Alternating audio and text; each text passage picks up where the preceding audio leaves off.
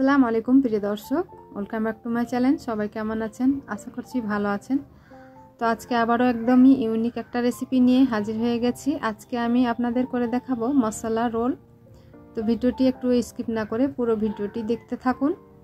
তো মশলা রোলটা করার জন্য আমি এখানে নিয়েছি 1 কাপ নিয়েছি ময়দা আর হাফ কাপ নিয়েছি আটা দিয়ে ভালো করে ম্যাশ করে নিলাম। তারপরে দিয়ে দিয়েছি স্বাদমতো লবণ, কালো জিরে আর একটু জয়েন।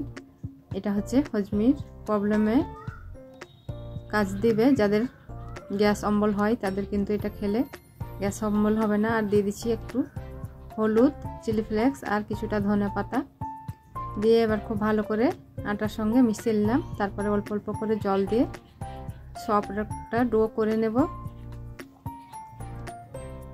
তো বন্ধুরা দেখতে পাচ্ছেন সফট একটা ডো করে নিয়েছি। এবার উপর থেকে একটু সাদা তেল দিয়ে আবারও ময়াম করে একটু মেখে নিচ্ছি। তারপরে রেস্টে রেখে দেবো ঢাকা দিয়ে 10 মিনিটের জন্য। আর এদিকে নিয়েছি আমি গাজর কুচি, শসা কুচি, পেঁয়াজ কুচি, কাঁচা লঙ্কা কুচি। এবার 10 মিনিট পর আমি আবারও ফিরে এসেছি। এবার আমি ছোট ছোট করে লেচিগুলো কেটে নিচ্ছি।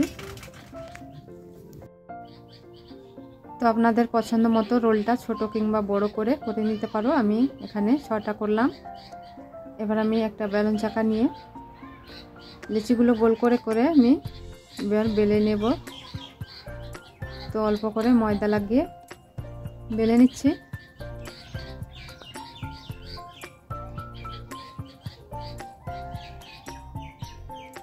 বন্ধুরা অল্প অল্প করে ময়দা লাগিয়ে আমি একটা রুটি বেলে নিয়েছি। আপনারা দেখে নিশ্চয়ই বুঝতে পারছেন কতটা বড় করছি আর কতটা পাতলা করেছি, দেখিয়ে দিচ্ছি।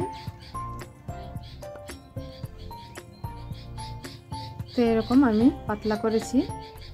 এবার সরাসরি দিয়ে দিচ্ছি তাওয়াতে। তাওয়াটা আগে থেকে গরম হতে দিয়েছিলাম। উল্টে পাল্টে হালকা একটু ভেজে নেব, তারপরে তুলে নিচ্ছি। একইভাবে বাকিগুলো আমি উল্টে পাল্টে ভেজে নিচ্ছি। তো এই রোলটার নাম হচ্ছে মশলা রোল, তার জন্য আমি সব কিছু দিয়েছি মশলা। এবার এগুলো রুটিকে আমি সাইডে রেখে দিচ্ছি। আর এদিকে নিয়েছি ডিম ভেঙে 4টা, দিয়ে দিচ্ছি স্বাদ মতো লবণ, একটু গোলমরিচের গুঁড়ো। এবার আমি প্যানে আবারও দিয়ে দিচ্ছি তেল, দিয়ে অল্প করে ডিমের মিশ্রণ দিয়ে একটা রুটি বসিয়ে দিচ্ছি। হাত দিয়ে এভাবে চেপে চেপে ঘুরিয়ে ঘুরিয়ে কিন্তু রুটিটাকে খুব ভালো করে সেঁকে নিতে হবে লাল করে।